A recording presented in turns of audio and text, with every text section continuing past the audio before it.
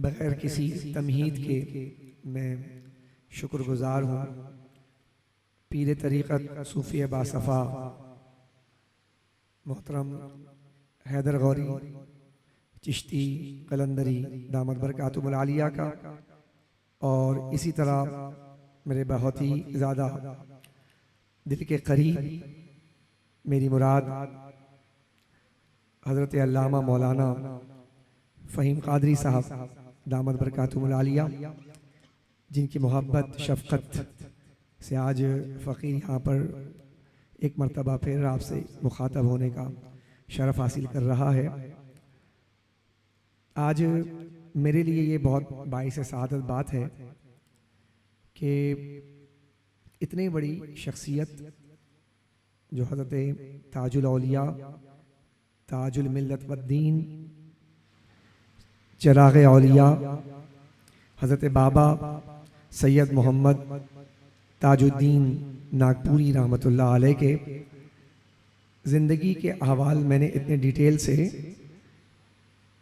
नहीं पढ़े थे, लेकिन इस महफ़िल मुबारका के तवस्सुस से मुझे बहुत सी बातें आपके जानने का और समझने का मौका मिला।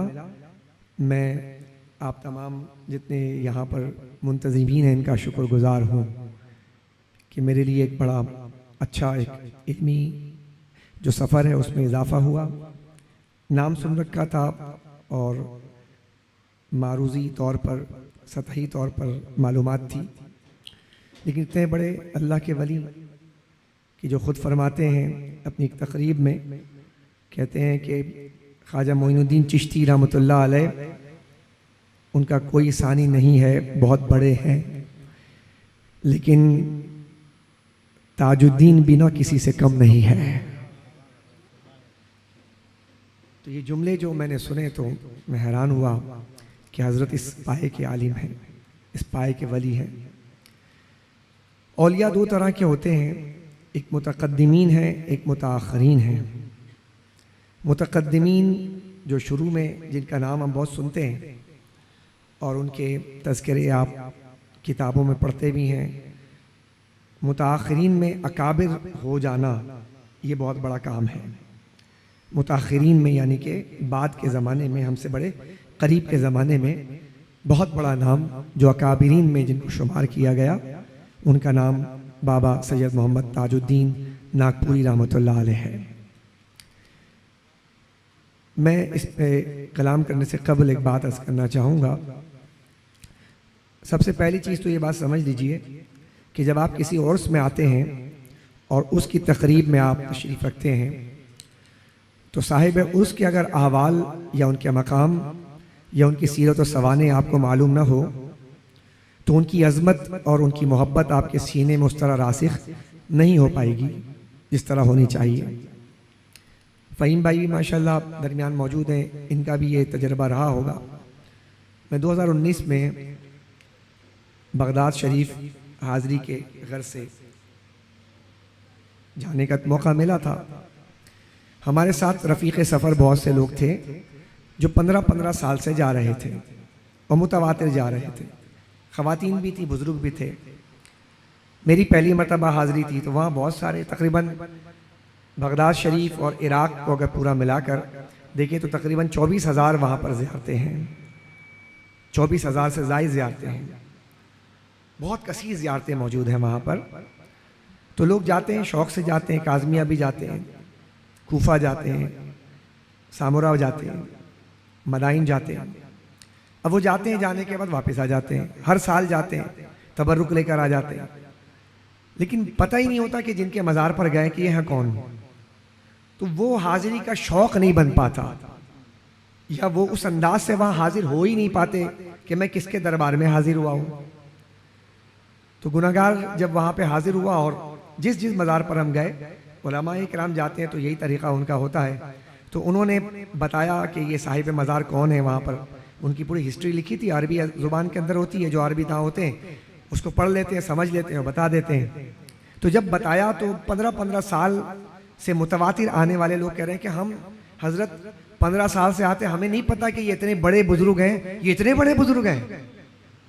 और फिर उनके हाजिरी का जो मैंने अंदाज देखा तो बिल्कुल यकसर बदला हुआ था।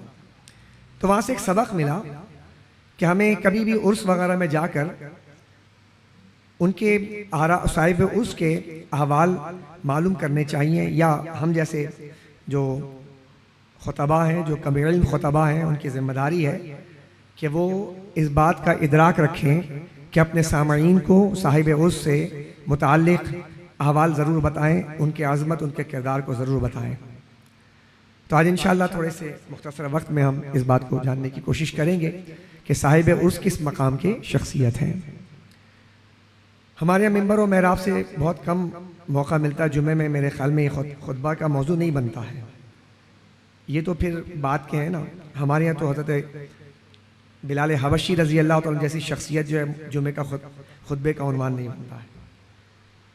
बड़े बड़े लोग, हज़रत अमीर हमज़ा रज़ी अल्लाह तआला अन्हु का आपने जिक्र सुना, आप इतने पाए के सहाबी हैं, लेकिन हमारे यहाँ बहुत कम जो है ख़तीबों के ज़ुबान पर इसका जिक्र आता है, या बड़े फसाहत व बलागत के साथ उनके किरदार को बयान करते हों, ये कम सुनने को मिलता है। बच्चन एक शख्सियात हैं जिन पर हमारा बड़ा फोकस है। इसमें हमारी भी कोताही है कि पढ़ना कम पड़ता है, मुताला कम करना पड़ता है। बस ठीक है, जुम्मा आ गया, बस पढ़ा दो। तो इस तरह की कैफियत हमारी बनी पड़ी है। इस पर एक रुकावट बन गई है कि इल्म का जो एक सफ़र होना चाहिए वो हो नहीं पा रहा, और हम अपने बड़े बड़ी शख्सियात से आगाह ही नहीं हो पा रहे। और इसका नतीजा ये निकल रहा है कि जो मैंने आयत करीमा तिलावत की है, ये आयत करीमा अल्लाह रब्बुल इज़्ज़त ने इरशाद फरमाया, ईमान वालो अल्लाह से डरो और सच्चों के साथ हो जाओ। ये जो अल्लाह ताला ने कुरान करीम में फरमाया सच्चों के साथ हो जाओ, तो जिस ज़माने में आपके सामने जिन लोगों को पेश किया जा रहा है, इनमें से अक्सरियत झूठी है, जिनको आपको हीरो बनाकर पेश किया जा रहा है। अब वो जो झूठी शख्सियात हैं, अच्छा हर एक को उसी तरह ट्रीट कर रही है इंटरनेशनल एस्टैब्लिशमेंट। वो बड़े अच्छे अंदाज में जानती है, आपको हैंडल करना बहुत अच्छे अंदाज से जानती है। अगर लड़का और लड़की फुटबॉल लवर हैं तो उनको वो मेसी और रोनाल्डो और एम्बापे वो बनाकर हीरो बनाकर पेश कर रहा है। वो सारे लगे पड़े हैं उसमें, ये स्टोक रात जाग रहे हैं।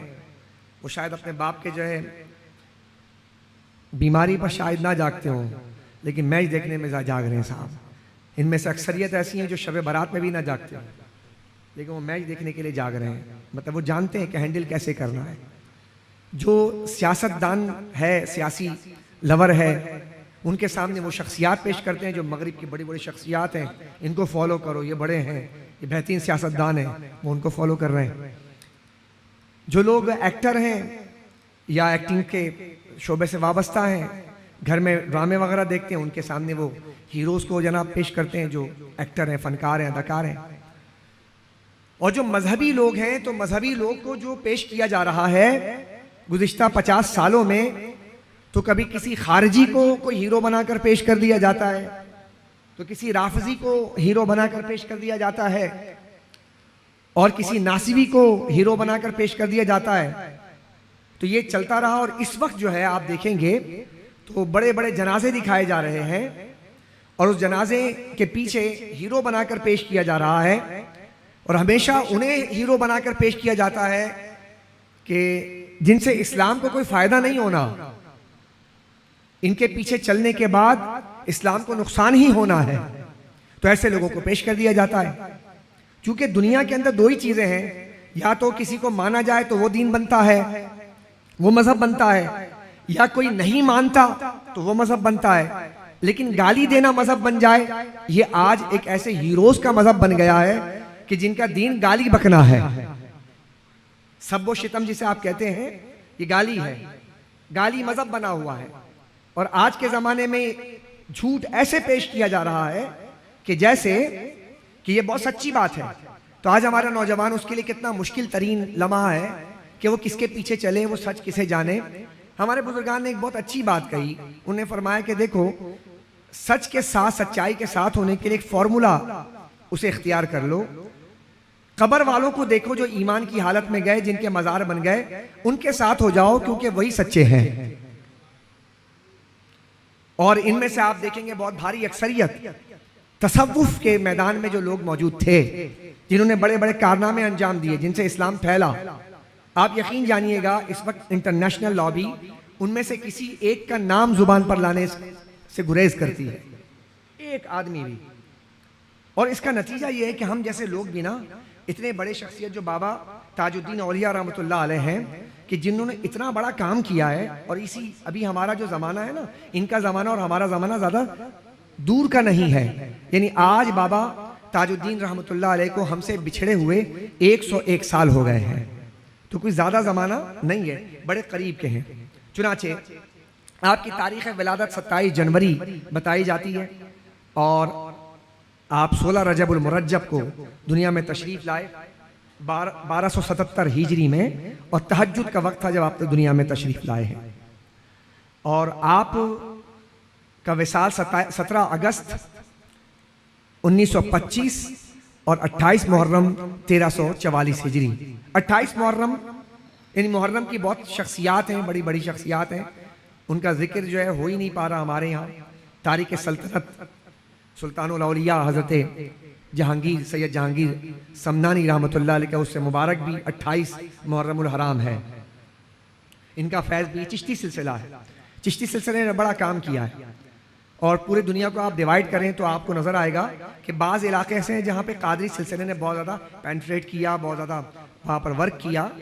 और ये जो आपका इलाका है, ये आप समझे राजस्थान का इलाका, उससे मुताल्लिक़ आगे पीछे के जितने इलाके हैं, चिश्ती सिलसिले के बड़े असर रसूख हैं। लेकिन जब मुल्तान तक आप आते हैं ना, तो मुल्तान के बाद फिर रंग बदल जाता है, और मुल्तान के बाद आपको सोहरवर्दी सिलसिले का रंग नज़र आता है। बहाउद्दीन ज़करिया मुल्तानी, उसके बाद फिर हज़रत लाल शहबाज कलंदर, ये सब सोहरवर्दी सिलसिला है। तो आपको ये मुख्तलिफ़ किस्म के जो लोग हैं, और यहाँ हर जगह आपको ये बात नज़र आएगी कि चिश्ती सिलसिले का रंग आपको हर जगह नज़र आएगा। तो हज़रत बाबा ताजुद्दीन औलिया रहमतुल्लाह ताला अलैह, इनसे मुताल्लिक़ क्योंकि सुल्तानुल मजाजीब कहा, अब मजजूब, अब हमारी जो जेंट्री है, ये जेंट्री, इनको मजजूब समझाएं, इनको कलंदर समझाएं, इनको अल्लाह रसूल समझ नहीं आ रहा, इनको मजजूब क्या समझाएगा।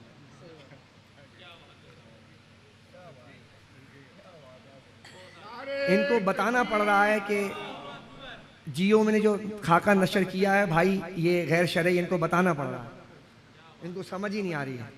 जिनको रसूलुल्लाह समझना है, उनको ताजुल औलिया क्या समझ आएंगे कि मजजूब क्या चीज़ होती है। अब जाहिर सी बात है, जो इस रास्ते पर चलता ही नहीं है उसको क्या समझाएंगे आप। अब वो एतराज़ करता है, ये मजजूब होते हैं, ये फटे पुराने कपड़े पहने हुए होते हैं, अब सबको एक ही लाठी से हाँक रहे हैं।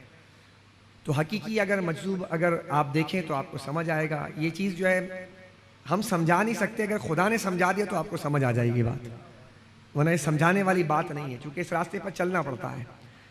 तो मजजूब, कलंदर, अब्दाल, गौस, अख्ताब, ये सारे के सारे वो टाइटल्स हैं। आपको अस्साबिकूनल अव्वलून मिनल मुहाजिरीन का टाइटल समझ नहीं आता, बदरी होने का टाइटल समझ नहीं आता, आपको तो ऑस्कर अवार्ड का टाइटल समझ आता है, आपको तो साहब नोबेल प्राइज समझ आता है, 2-2 मरतबा नॉमिनेट कर देते हैं आप, कातिल से भी दोस्ती और मकतूल से भी याराना। तो जिस जमाने में अब आप समझ रहे हैं कि अल्लाह ने क्यों फरमाया था कि सच्चों के साथ हो जाओ, अब समझ आ रही बात। क्योंकि जमाना झूठे का ऐसा आ रहा है कि जहां पर सच तलाश करोगे, चिराग लेकर ढूंढोगे, तुम्हें सच नहीं मिलेगा, और सारी जिंदगी तुम घूमते रहोगे, और बाद में तुम्हें पता चलेगा यार ये क्या हुआ। यानी एक बुजुर्ग थे, वो पहली सफ में नमाज पढ़ते थे, बहुत बड़े अल्लाह के वली थे, तो सारे लोग उनको जानते थे। एक वक्त आया कि लोगों ने देखा कि हजरत साहब नजर नहीं आ रहे, बहुत साल गुजर गए, हजरत साहब नजर नहीं आ रहे। कई साल गुजरने के बाद हजरत साहब फिर मस्जिद में आए, तो लोगों ने उनको पकड़ा, कहा हजरत आप कहाँ चले गए थे, आप हमारी मस्जिद की जीनत थे, आप हमारे इतने बुजुर्ग आदमी हैं, आप पहली सफ के नमाजी, इशराक, चाश, सारी नमाजें पढ़ते थे आप, अवाबीन वगैरह पढ़ते थे आप, तो आप कहाँ चले गए। कहने लगे मैं तकरीबन कई साल से पहली सफ में नमाज पढ़ रहा था, और मैं समझ रहा था कि मैं पहली सफ का नमाजी हूँ और अल्लाह का महबूब बंदा हूँ, और मैं अल्लाह की रज़ा के लिए नमाज पढ़ रहा हूँ। एक दिन मुझसे नमाज में आने में ताख़ीर हो गई, और मुझे पहली सफ के बजाय आखिरी सफ में नमाज का मौका मिला। तो मैं जब खड़े होकर नमाज पढ़ रहा था, तो मेरे अंदर से बार बार ये सदा आ रही थी कि तू पहली सफ का नमाजी है, आखिरी सफ में नमाज पढ़ रहा है, लोग तुझे देखकर क्या कहेंगे? मुझे 20 साल के बाद ये पता चला कि मैं अल्लाह के लिए तो पढ़ ही नहीं रहा था, मैं तो अपने नफ्स के लिए पढ़ रहा था।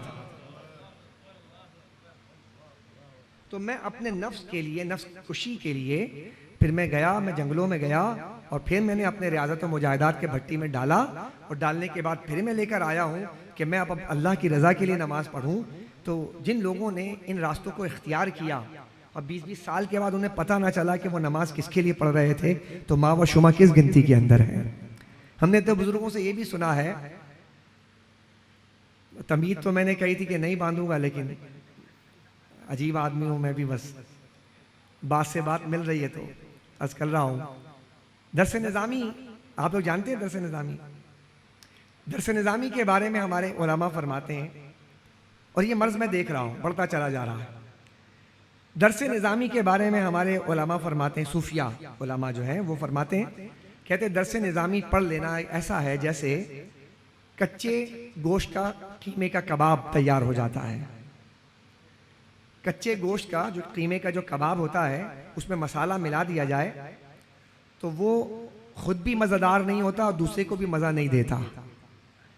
लेकिन जब उस कबाब को आप कोयले पर पका लेते हैं और रियाजत और मुजाहिदात की भट्टी से गुजार लेते हैं और जब उसे तल लेते हैं तो अब उसमें से खुशबू आती है और फिर वो खुद भी मज़ेदार होता है और औरों को भी मज़ेदार करता है। बस दरस निज़ामी भी ऐसा ही है कि दरस निज़ामी करने वाला वो कच्चे गोश्त के कबाब की तरह है, मसाला तो मिला है लेकिन उसकी खुशबू फैलती नहीं है। जब वो तसव्वुफ के किसी एक वली के साथ बैठता है और वो रियाजत व मुजाहिदात के साथ गुजारता है और उसे भूनता है तो फिर उसके जलने के बाद खुशबू जब फैलती है तो 4 दांगे आलम में खुशबू फैल जाती है उसकी, फिर कहीं जाके होता है। ये है तसव्वुफ। और इस तसव्वुफ के रास्ते पर चलने वाले जो लोग हैं और उन्होंने ही काम किया, जैसे बाबा ताजुद्दीन है, बाबा कुतुबुद्दीन बख्तियार काकी हैं, बाबा फरीद हैं, निज़ामुद्दीन औलिया हैं, ये सारे जो लोग हैं आप देखें, निज़ामुद्दीन औलिया ये महफिल शिकन कहलाते थे। क्या दिल तो चाहता था कि आज बहुत देर तक बात करूं लेकिन वक्त नहीं है दोस्त। आज महफिल मैं तो काफ़ी देर से आया लेकिन जो है वो टाइम ज़्यादा हो गया, आपका भी ख्याल है हमें। तो आप लोग खुद देर से आते हैं, इनमें उनका कसूर है नहीं। आप आएंगे तो हम दरो दीवार को तो सुना नहीं सकते। बात माशाल्लाह इन्होंने इतनी महफिल सजाई है, आपके लिए सजाई है। अब आपने उस वक्त आना है कि पेट से आप सोचते हैं तो आप कहते हैं कि पेट की जो है बात कब की जाएगी, तो आप उसी वक्त तशरीफ ले आते हैं। आप दिल से सोचेंगे तो दिल की जब बात की जाती है उस वक्त आ जाएंगे आप। तो आइंदा आप कोशिश कीजिएगा कि आप दिल से सोच कर आया करें, तो इंशाल्लाह दिल से करीब ही पेट है तो इंशाल्लाह दिल जो है आपके पेट का भी सामान कर देगा। तो हज़रत ज़ी वक़ार काबिल गौर बात है, काबिल तवज्जो बात है कि हम जिस रास्ते में हम चल रहे हैं, जो दुनिया में आज जो रास्ते हमारे सामने पेश किए गए हैं बहुत ख़तरनाक है। बाबा ताजुद्दीन औलिया रहमतुल्लाह अलैह का सिर्फ नाम और इनके जो अल्फाज हैं ना, पहले इनका तारुफ ही हो जाए कि ये क्या थे। मैं एक हदीस सुना देता हूँ मजज़ूब के हवाले से। अल्लाह के हबीब अलैहिस्सलाम ने फरमाया, मिशकात की हदीस है और बाब फ़ज़्लिल फ़ुक़रा में यह हदीस मौजूद है कि रुब्बा अशअशा मदफ़ूअन लिअबवाब लअक़समल्लाह लअबर्रा। उस ज़माने में सरकार ने हदीस बयान फरमाई और हदीस ये बयान फरमाई थी कि कुछ लोग ऐसे हैं जिनका ताल्लुक 2 तरह का है, बंदों से उसका ताल्लुक अलहदा होगा और रब से उसका ताल्लुक अलहदा होगा। बंदों में जब वो जाएंगे तो मफलूकुल हाल होंगे, कपड़े फटे हुए होंगे, बाल बिखरे हुए होंगे और तुम अपने दरवाजे से उन्हें भगा दोगे। मदफूउन लिल अब्वाब, भगा दोगे तुम। तो कैसा आदमी है भाई, अरे इतना मैला कुचैला अजीब किस्म का आदमी मेरे दरवाजे पर आ गया। वो शख्स ऐसा होगा कि तुम अपने दरवाजे पर 5 मिनट खड़ा करना गवारा नहीं करोगे। आका फरमाते हैं कि बंदों से उसका ताल्लुक ऐसा होगा, लेकिन उस बंदे का रब से ताल्लुक ऐसा होगा कि लौ अक़समल्लाह लअबर्रा, कि अगर वो अल्लाह ताला के जात पर कसम खा ले और कहे कि अल्लाह मैं कसम देता हूं कि तू ऐसा कर दे, तो अल्लाह अपने दुनिया के निजाम को बदल देगा लेकिन उनके कसम को पूरा फरमा देगा, तोड़ने नहीं देगा। कहा कि ये मेरा बंदा है और देखने में मफकूल यानी कि ऐसा मफकूदुल खबर होगा, मफकूदुल हवास होगा, दरवाजे पे, यानी रिश्ता तो बहुत दूर की बात, दरवाजे पर खड़ा करना तुम बर्दाश्त नहीं करोगे। तो ये कौन से ऐसे लोग हैं कि जिनका जिक्र रसूलुल्लाह ने फरमाया। और एक और हदीस है जिसके रावी अबू हुरैरा है, उन्होंने फरमाया, आका करीम अलैहिस्सलाम फरमाते हैं कि जन्नत में बादशाह भी होंगे। जन्नत में, यानी दुनिया में बादशाह होते हैं, आका फरमाते हैं जन्नत में बादशाह भी होंगे। तो साहबा ने पूछ लिया, या रसूल अल्लाह, जन्नत में भी बादशाह होंगे? कहा हाँ, जैसे दुनिया में बादशाह होते जन्नत में भी बादशाह होंगे। तो कहा, या रसूल अल्लाह, वो कौन लोग होंगे?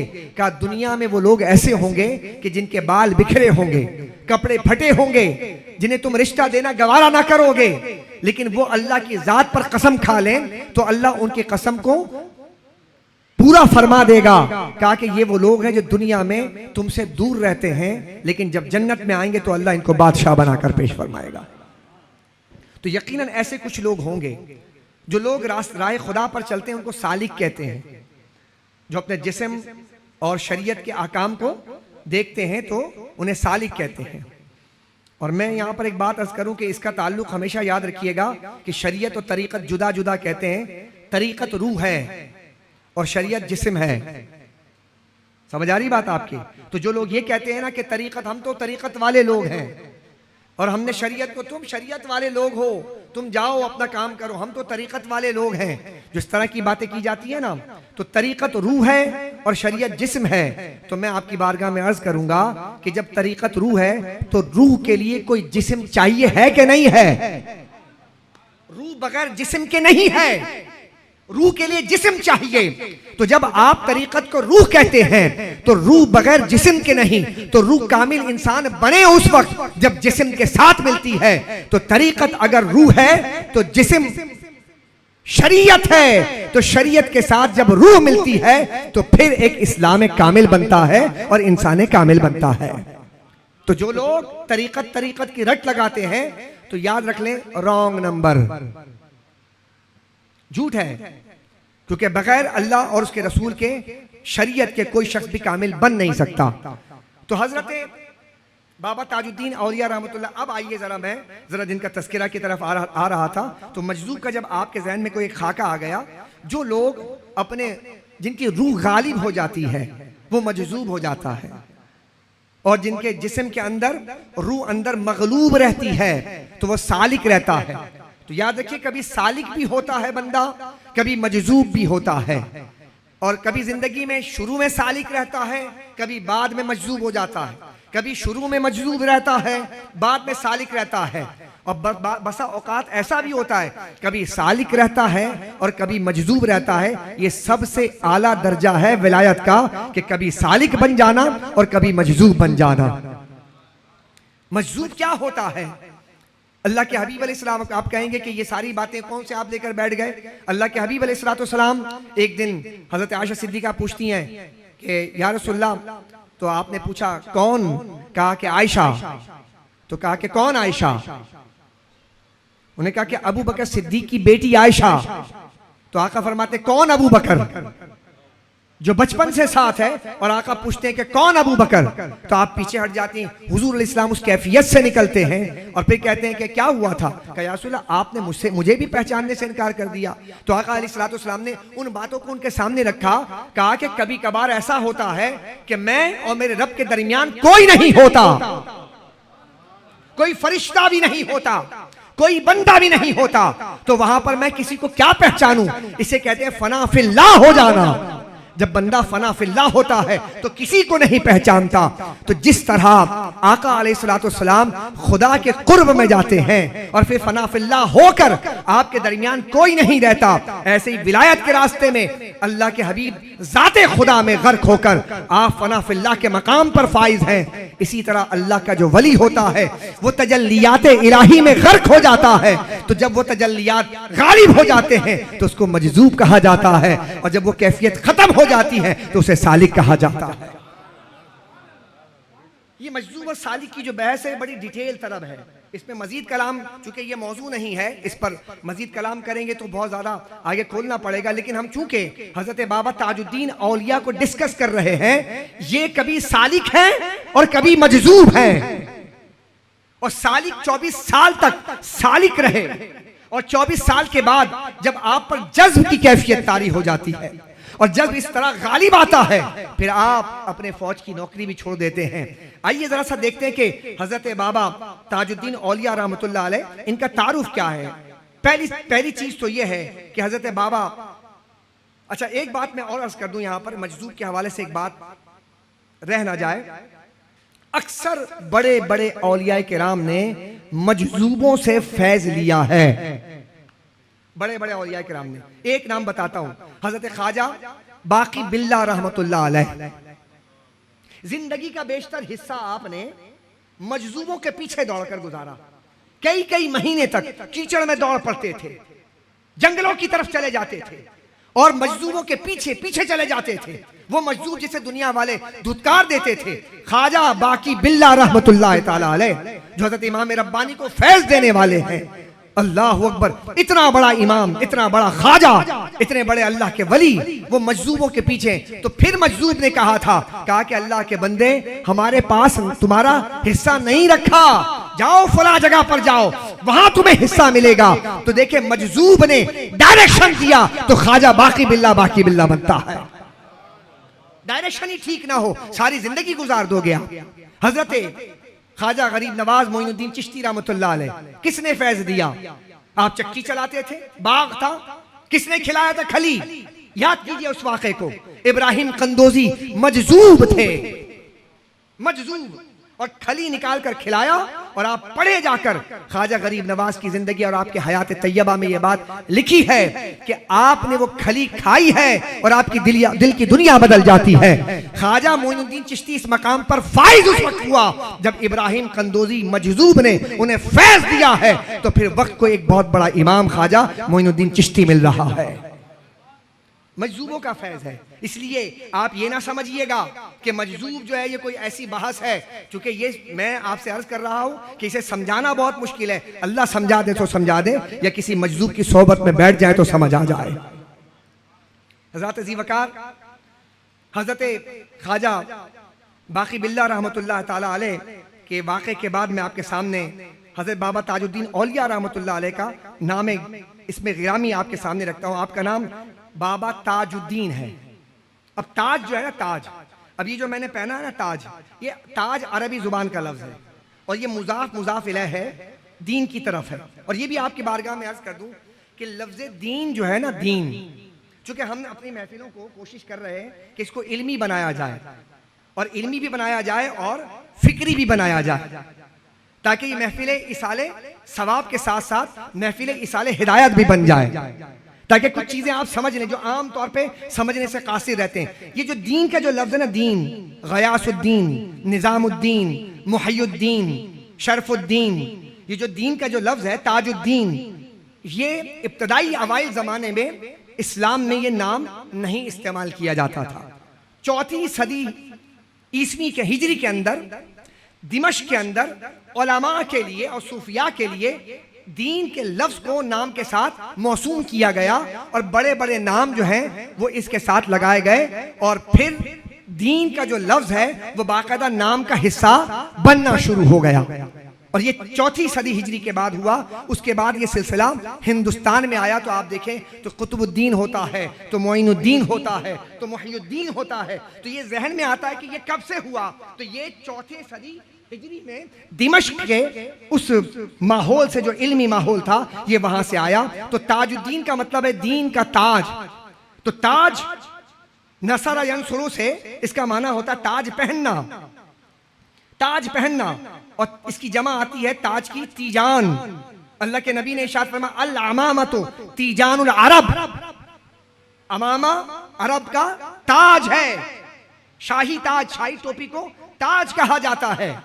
तो ये काबिल गौर बात है। आज जो बिदअत की रट लगाई जाती है, आप अरब शरीफ जाएं तो आप अमामा जो पहनते हैं ना, ये अमामा शरीफ पहनने वाले हो, ये अमामा सुन्नत है। इकाल, इकाल जानते हैं आप, वो जो रेड कलर की जो रुमाल पहनकर उसके ऊपर ब्लैक कलर का जो एक रिंग जो लगाते हैं, उसको इकाल कहते हैं अरबी जुबान में। क्या कहते हैं? ये बिदअत है। क्या है भाई? हाँ, तो इसलिए जरा सा अहले सुन्नत वल जमात जो है ना, बिदत को भी जरा समझें। वो जो बिदत की रट लगा रहा है बैठ करके कि फलां चीज बिदत है, उससे कभी पूछें ये जो तूने पहना है रसूलुल्लाह ने कभी पहना, ये बिदत है। हुजूर ने अमामा पहना है, अल अमामा तो तीजानुल अरब, अमामा निकाल कर फेंक दिया। आज अरब में आप दिखाएं सिवाय उलमाए किराम के, आपको दिमश्क में, शाम में मिलेगा, आपको लबनान में मिलेगा, आपको उर्दन में मिलेगा, आपको यमन में मिलेगा ये अमामा शरीफ। लेकिन अरब जहां से चलना था उन्होंने अमामा उतार कर फेंक दिया, कहा कि अब अमामा हम नहीं पहनेंगे, आप दिखा दीजिए मुझे। इवन ये कि आज जिसे आप कहते हैं फलां साहिब जो हैं ये खाने काबा के इमाम हैं या मस्जिद नबवी के इमाम हैं, उनके सर पर भी अमामा नहीं है। अल्लाह के हबीब अमामा पहनते थे, 21-21 गज का अमामा पहनते थे, 14-14 गज का अमामा पहनते थे। आका अलैहिस्सलाम ने अपना अमामा शरीफ जुमे के लिए अलहदा रखा था, ईदैन की नमाज के लिए अलहदा रखा था। इस तरह हुजूर है। और फिर रिवायात में आता है कि अल्लाह के हबीब अलैहिस्सलाम जिस दिन मक्का फतह हुआ है उस दिन आप काला अमामा शरीफ पहनकर मक्का फतह करने निकले हैं। आज कहाँ नजर आ रहा है अमामा शरीफ के हवाले से? तो ये जो ताज है ना, ताज, ये तेजानुल अरब है। तो ताज किसे कहते हैं? ये जो आप सर पर पहनते हैं इसको ताज कहते हैं, ये शाही टोपी को ताज कहते हैं। अब ताजुद्दीन का मतलब क्या? अगर ये बंदे की तरफ हो जाए मंसूब तो इसका मतलब सरदार, कि ये बंदा हमारे कबीले का ताज है, तो इसका मतलब ये नहीं कि सर पर टोपी पहनाया जाएगा इसको, मतलब ये सरदार है। तो ताजुद्दीन का क्या मतलब है? दीन का सरदार, जिनका नाम बाबा ताजुद्दीन, दीन का सरदार, जिनके नाम को या तो इनका नाम मोहम्मद रखा गया, जब पैदा हुए तो आपका नाम रखा गया मोहम्मद, वालिदैन ने रखा ताजुद्दीन, या बाद में लोगों ने आपके नाम को ताजुद्दीन रखा। इसमें मुख्तलिफ रिवायात मौजूद हैं, लेकिन आपके नाम के साथ सैयद मोहम्मद ताजुद्दीन, आप सैयद हैं। क्या है बोलिए? चूंकि सैयदों को कॉन्ट्रोवर्शियल किया जा रहा है और अजीब अजीब सैयद, आप इंटरनेशनल जो ये हीरोज थे और आप नजीबुत तरफैन सैयद हैं। बहुत कम अल्लाह के वली ऐसे हैं कि जो नजीबुत तरफैन सैयद होते, उनमें से एक बाबा ताजुद्दीन ये नजीबुत तरफैन सैयद हैं। हजरत ख्वाजा हजरत गौसे आजम शेख अब्दुल कादिर जिलानी रहमतुल्लाह अलैह नजीबुत तरफैन सैयद हैं। और सैयद पर मैंने काफ़ी कलाम पहले भी किया है, लेकिन आज सिर्फ ये बात अर्ज करूंगा कि आप खुद फरमाते कि मैं सैयद कैसे हूं। आपकी जिंदगी में पहली किताब लिखी गई, उसका नाम है ताजे कुतुबी। आपकी जिंदगी में लिखी गई और आपकी हयात में ही लिखी गई, जब आप हयात थे। एक मुंशी साहब थे आपके खिदमत गुजार, वो आपकी जिंदगी में वाकयात लिखते थे और लिखने के बाद आपको पढ़वाते थे कि हजरत ये वाकया ऐसा है, आज ऐसा पेश आया था और आपने ऐसा किया, मैंने लिख लिया है। तो हजरत तौसीक कहते थे कि हाँ ठीक है, तुमने लिखा, सही लिखा है। इस तरह वो किताब ताजे कुतुबी पहली किताब है। फिर यूसुफ शाहताजी ने ताजुल औलिया किताब लिखी, पाकिस्तान से शाया हुई है। ये जो किताब का मैंने हवाला दिया, ये आपकी जिंदगी में आप जब हयात थे ये किताब लिखी कि पतला सा रिसाला है।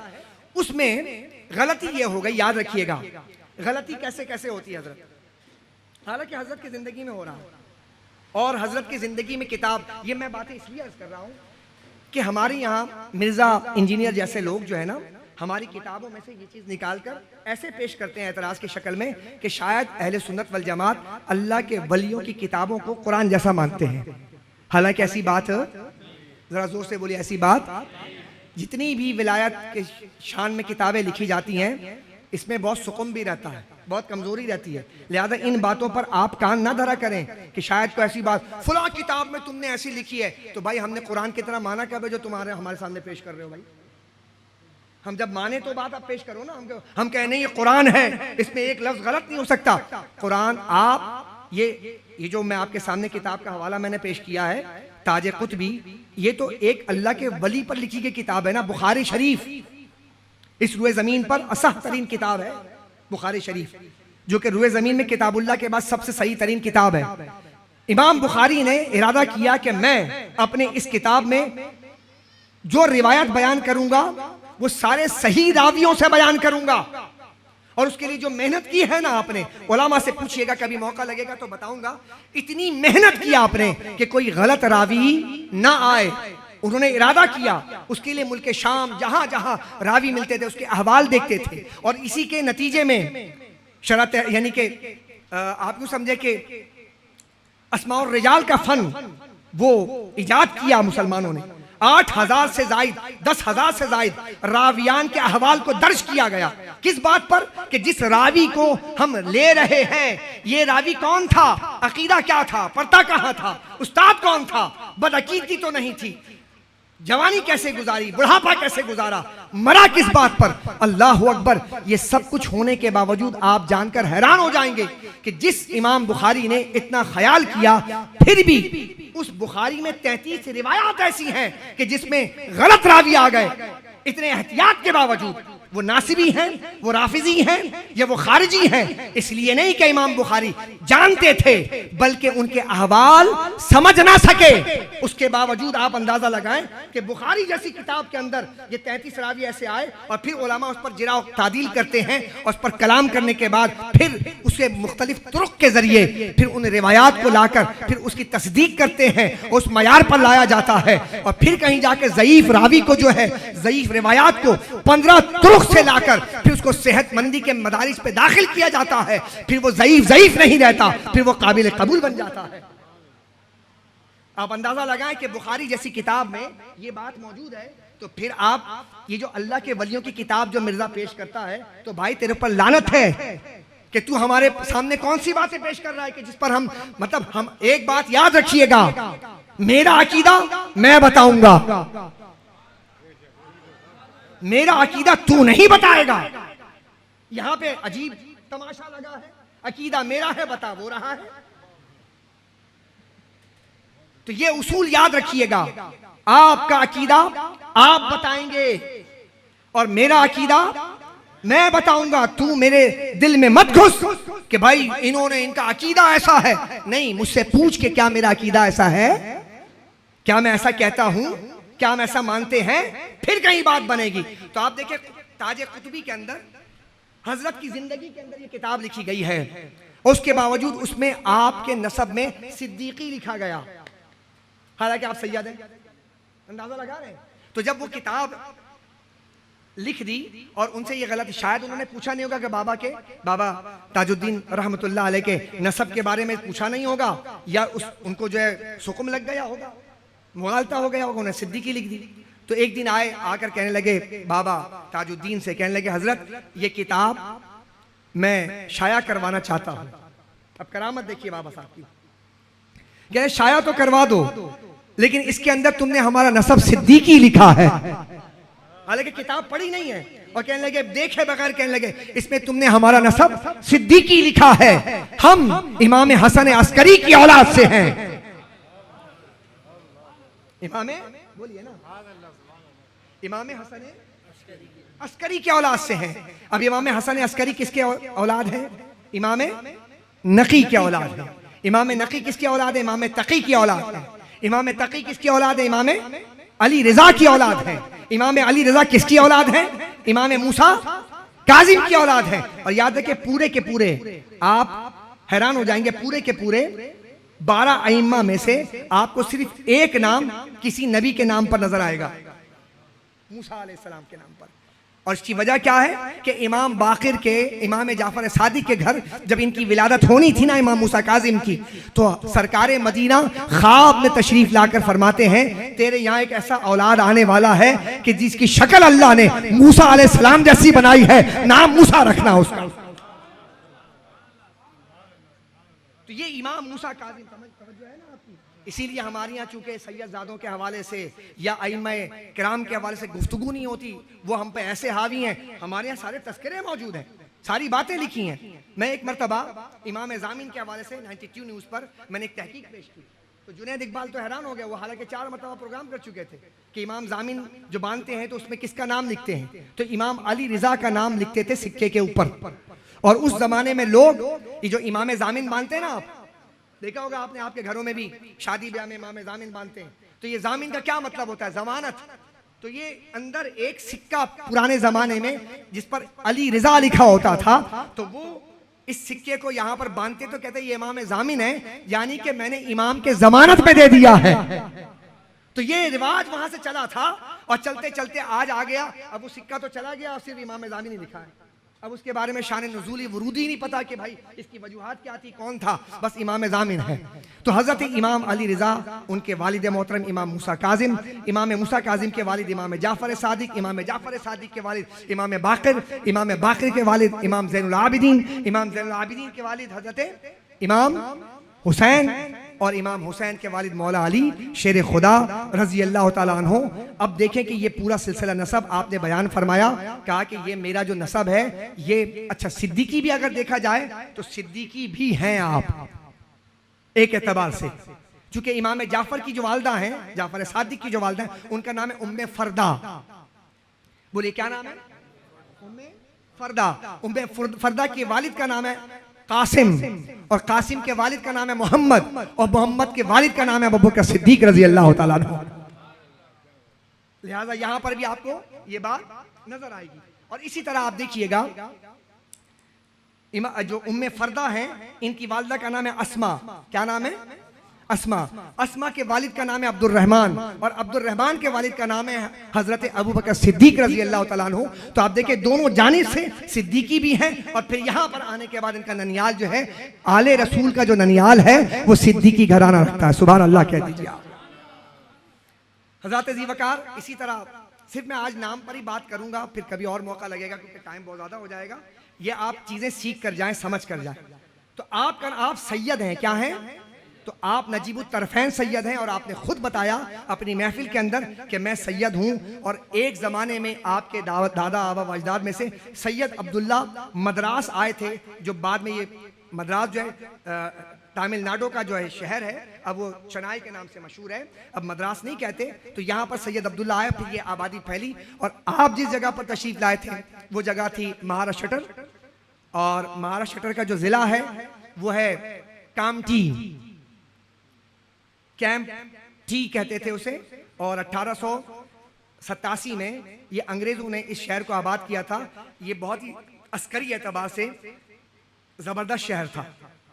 तो कैंप टी बनाया, आप वहीं पैदा हुए, कैंप टी के अंदर पैदा हुए, और उसको उसी के आगे एक थोड़ा सा शहर कैंप टी के बराबर में, उसको नागपुर भी कहा जाता है। तो नागपुर इसलिए कहा जाता है कि नाग जो कहते हैं, काले सांप को नाग कहते हैं, और पुर जो है ये समझ लें कि वहाँ पर हिंदुस्तान के अंदर हिंदी जुबान के अंदर शहर या कस्बे को कहते हैं। तो नाग वालों का शहर।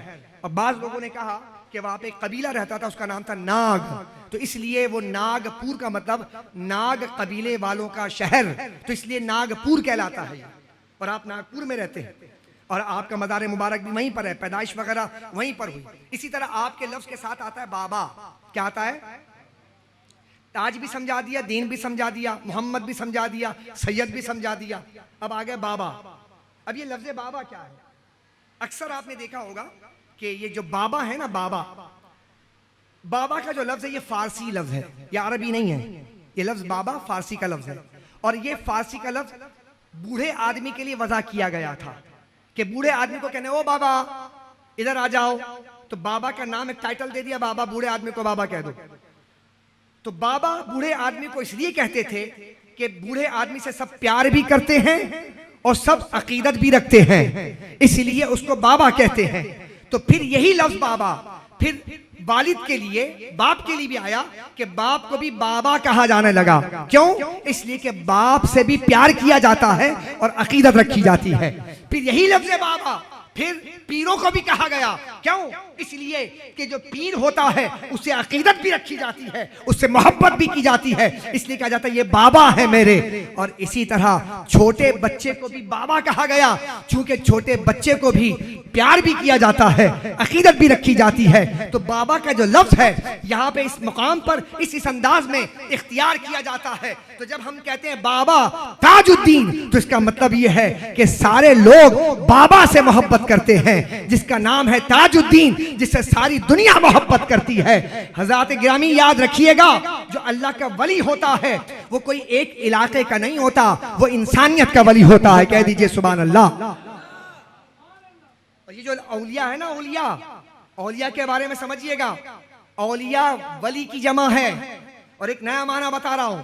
वली के माना मोहब्बत, वली के माना मुहाफिज, वली का माना पड़ोस, वली का माना निगहबान, वली का माना दोस्त। वली का एक माना यह है कि वली उसको कहते हैं कि जो मौसमे बहार में पहली बारिश के बाद दूसरी बारिश होती है उसको वली कहा जाता है। कह दीजिए सुभान अल्लाह। मौसमे बहार में पहली बारिश के बाद जब दूसरी बारिश होती है उसको क्या कहते हैं? वली। यानी मतलब ये कि पहली बारिश नबूवत की बारिश है और दूसरी बारिश विलायत की बारिश है। इसलिए वली वो होता है जो पहली बारिश नहीं है बल्कि नबी का परताव लेकर वो वली बनता है। और दूसरी मर्तबा बारिश बरसने के बाद जिस तरह नबूवत सैराब करती है ऐसे वली भी सैराब करता है। हजरत ज़ीवकार, तो हजरत ताजुल औलिया का मतलब क्या है? औलिया का ताज। अब मकाम तो समझिए आप, औलिया का ताज क्या मतलब हुआ? यानी वो लोग जिन्होंने दुनिया में आकर बारिश की तरह सैराब किया था वो सारे एक तरफ हो जाएं और बाबा ताजुद्दीन एक तरफ हो जाए, इसका फैज सब पर भारी हो जाता है। बाबा ताजुद्दीन औलिया रहमतुल्लाह अलैह के वालिद गिरामी, उनका नाम था सैयद बदरुद्दीन। क्या नाम था बोलिए? सैयद बदरुद्दीन। वालदा का नाम था मरियम बीबी। मरियम बीबी शेख मीरा रहमतुल्लाह अलैह की साहिबजादी हैं। और इनका वाक़या भी अजीब है, चूंकि आजकल फौजियों का भी आखिरी बात अर्ज कर रहा हूँ, उसके बाद बात ख़त्म कर देता हूँ, टाइम बहुत ज़्यादा हो गया। इतनी बात भी अगर समझ कर जाए ना कि अल्लाह के इतने बड़े वली का तज़किरा हो रहा है कि जिनसे आज हमारी आंखें ओझल थी, हमने पढ़ा नहीं समझा नहीं, इतने बड़े शख्सियत जो हमारे इस सदी में आए थे और इसी हिंदुस्तान में तशरीफ़ फरमा है। तो मैंने कहा कि वली जो होता है ना वो इंसानियत का वली होता है। अब देखें, जब आप जाते हैं दाता साहब रहमतुल्लाह अलैह, ख्वाजा साहब कहाँ आराम फरमाए? अजमेर में। आप दाता साहब जाते हैं वहाँ चिल्ला गाह है कि नहीं है? तो आप देखें वहाँ चिल्ला गाह पर उनकी मोहब्बत में बाबा साहब के उसे भी हाथ लगाते हैं, चूमते हैं और फिर बाबा दाता अली हजवेरी के पास जाते हैं। तो देखे रहते वहाँ पर हैं लेकिन अकीदत यहाँ पर हाथ लगाकर भी पेश की जाती है। तो वली जो होता है ना, वली सबका होता है। वली के लिए कोई खास नहीं है, हर जगह उसका फैज मिल जाता है। कह दीजिए सुभान अल्लाह। तो ताजुद्दीन औलिया रहमतुल्लाह अलैह को आप में से किसने देखा? हमने नहीं देखा। आप में से किसने देखा? नहीं देखा। लेकिन यहाँ बैठकर महफिल सजाए माशाल्लाह, हजरत सूफी साहब ने सजा लिया। किस लिए सजाया? क्योंकि यहाँ पर लोगों ने समझा कि शायद कि हम ये महफिल सजाकर उनकी मोहब्बत पैदा करते हैं। हदीस मुबारक में आता है कि जब अल्लाह ताला को किसी बंदे से मोहब्बत हो जाती है ना, और वही अल्लाह का जो वली होता है, मोहब्बत हो जाती तो जिब्रील को बुलाता है और कहता है कि जिब्रील फलां बंदे से मुझे मोहब्बत हो गई है, तुम भी करो।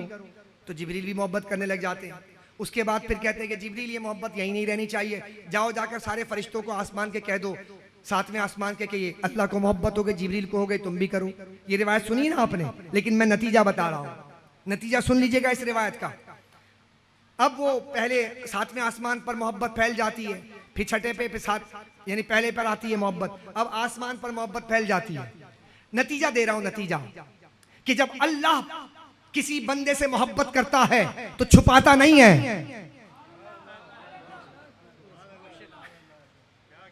छुपाता नहीं।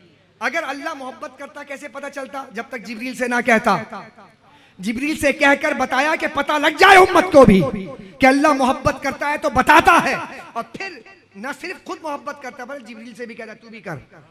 उसके बाद सारे आसमान के फरिश्ते मोहब्बत करते हैं। नतीजा दे रहा हूं, दूसरा नतीजा, अल्लाह के वलियों की मोहब्बत में मुगालते में मत रहना।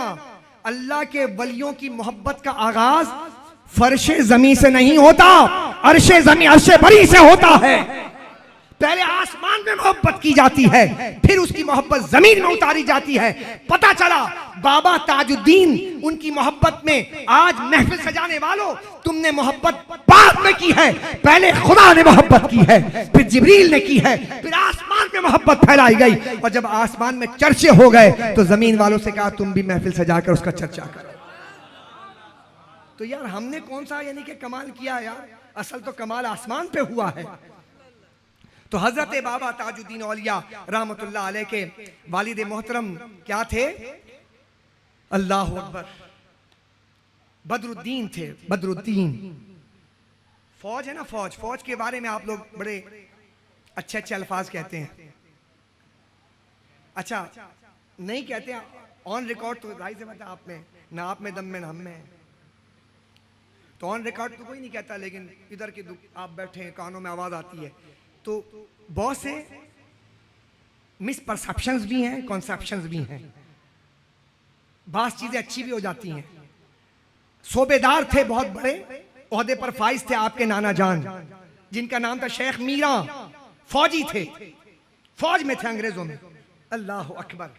और फौज में होने के बाद देखा कि एक नौजवान आया है सैयदजादा, नया नया फौज में भर्ती हुआ है, और फौज में भर्ती होने के बाद बड़े अजीब मामला थे। नमाज का वक्त होता, नमाज पढ़ता है, जिक्र वस्कार करता रहता, चेहरे पर सादत मंदी के आसार हैं। तो देखकर कहने लगे, बेटा तुम कहां से आए हो? शेख मीरा ने पूछा, तो कहा कि मेरा फला घराना है, सैयद अब्दुल्ला थे, अब बड़े यानी कि थोड़ा सर्विस के डेज मुकम्मल होते होते इनके रिटायरमेंट का वक्त आया, इनके घर बेटी थी बीबी मरियम बीबी। तूने कहा कि इस जैसा नौजवान जो मिला है ऐसा दूसरा नहीं मिलेगा, तो कहा कि मैं क्यों ना अपने बेटी का निकाह इससे कर दूं। अल्लाह के वली, अल्लाह के नेक बंदे फौज में दाखिला इसलिए लिया करते थे क्योंकि फौज में रहकर रियाजत करना आसान है, मुजाहिदा करना आसान है, क्योंकि उनके टाइम पीरियड जो होते हैं वो टाइम पीरियड बड़े मैनेज होते हैं। इसलिए अल्लाह के जो वली हैं उनके लिए विलायत के रास्ते पर चलना आसान होता है, अगर वो ये बात समझ ले। अगर आपके जहन में खल जाना यार अल्लाह के वली और ये फौजी, ये क्या ताल्लुक है? हालांकि एक वक्त ऐसा है कि 20 साल की उम्र में हजरत बाबा ताजुद्दीन औलिया रहमतुल्लाह अलैह ने खुद फौज की जॉब ज्वाइन की है। लेकिन कब की है? जब आपने बचपन में अरबी सीखी, फारसी सीखी, फ्रांसीसी सीखी, और जो इलाकाई जुबान थी वो आती थी, और उसके बाद फिर आपने अंग्रेजी जुबान और फारसी सारे जुबान सीखने के बाद फिर जब फौज में गए तो आपको सारी जुबान आती थी, और आपने फौज में जाकर कई बड़े बड़े अफसरों को मुसलमान किया, बड़े बड़े अंग्रेजों को मुसलमान किया, लाखों लोग आपके हाथ पर मुशर्रफ इस्लाम हुए। अगर आप फौज में जाते ना तो फिर आपका फैज फौज में कैसे जाता? तो मतलब ये हुआ कि फौज को गाली देने के बजाय, फौज को बुरा भला कहने के बजाय उसके लिए हिकमत अमली तैयार की जाए और ताजुल औलिया की जिंदगी से सबक सीखा जाए। जिस तरह हजरत इमाम रब्बानी रहमतुल्लाह तआला, अगर इस फौज के हवाले से देखा जाए तो आपको ये बात नजर आएगी कि इमाम रब्बानी कैद के अंदर रहे। हजरत यूसुफ अलैहिस्सलाम कैद में रहना पसंद करते थे, और आपने कहा कि मैं कैद में ठीक हूं, क्यों? इसलिए कि तबलीग करने के जराए मिल रहे थे।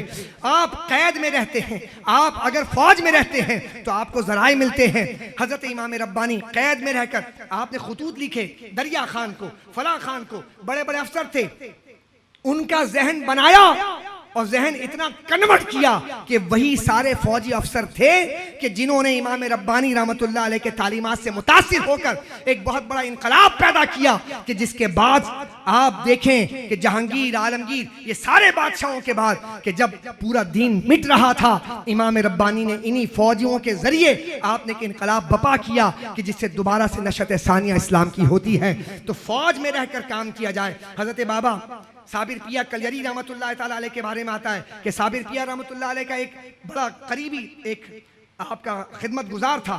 आपने कहा कि तुम भी जाओ फौज में जाकर दाखिला लो, उनको भी फौज में भेजा, और फौज में भेजने के बाद कहा कि तुम मुझसे दूर रहो और वहां जाकर रियाजत मुजाहिदात करो, तबलीग करो। कहने के हजरत आपका अगर इंतकाल हो जाएगा तो फिर कैसे मुझे पता चलेगा? क्या तुझे पता चल जाएगा? क्या हजरत इतनी दूर मैं रहूंगा, यहाँ कलियर कहाँ है, कहाँ पर मेरी पोस्टिंग होगी, मुझे कैसे पता चलेगा? कहा कि याद रखना, जिस दिन तुम्हारे फौजियों के तमाम छावनी में, ये साबिर पिया रहमतुल्लाह के अल्फाज बता रहा हूं, तुम्हारे पूरी फौजी छावनी के अंदर जिस दिन सारे चिराग गुल हो जाएं, समझ जाना कि तेरे पीर का इंतकाल हो गया। आपके सामने रखी हैं तो ये पॉजिटिव पहलू है जो बाबा ताजुद्दीन औलिया रहमतुल्लाह अलैह की जिंदगी से हमें मिलता है। कि देखिए आज भी हमें इन औलिया किराम के नक्शे कदम पर चलते हुए, इन्होंने देखे ये सिर्फ वली नहीं थे बल्कि आप अंग्रेजी भी जानते थे, अरबी भी जानते थे, फारसी भी जानते थे। आज ज़रूरत इस अमर की है कि हम सब जो जमात के लोग हैं, आप सब हमें किरदार अदा करना है। इस वक्त अहले सुन्नत, तसव्वुफ के मानने वाले, औलिया किराम को मानने वाले, उन्हें दीवार से लगाया जा रहा है, ज़मीन बोझ किया जा रहा है। आपका किरदार क्या है? आप क्या कर रहे हैं? आप न किताब से दोस्ती रखते हैं, न मजलिसों में आते हैं, न अपने सूफिया किराम की तालीमात को अपने बच्चों को बताते हैं। ये कैसे सिलसिला आगे बढ़ेगा? याद रख लीजिएगा, वही इस्लाम गालिब आएगा जिस इस्लाम के हाथ में तसव्वुफ का अलम होगा, जिसके हाथ में औलिया किराम का अलम होगा। वही इस्लाम गालिब होने के बाद हजरत इमाम महदी से मिलेगा। ये सारे इस्लाम के मानने वाले ये सब साइड लाइन हो जाएंगे। मानने वाले गौस के, कुतुब के, औलिया के, हजरत मोइनुद्दीन चिश्ती के, ताजुद्दीन औलिया के, ये मानने वाले, ये लड़ने वाले गैरतमंद मुसलमान, ये आगे बढ़ेंगे, फिर इस्लाम गालिब होगा। उसके लिए हमें अपना किरदार अदा करना होगा। इन महफिलों के अंदर अपने औलिया के तज़किरे को पॉजिटिव अंदाज में अपने बच्चों को बताना होगा। वाखिर दावाना अल्हम्दुलिल्लाह।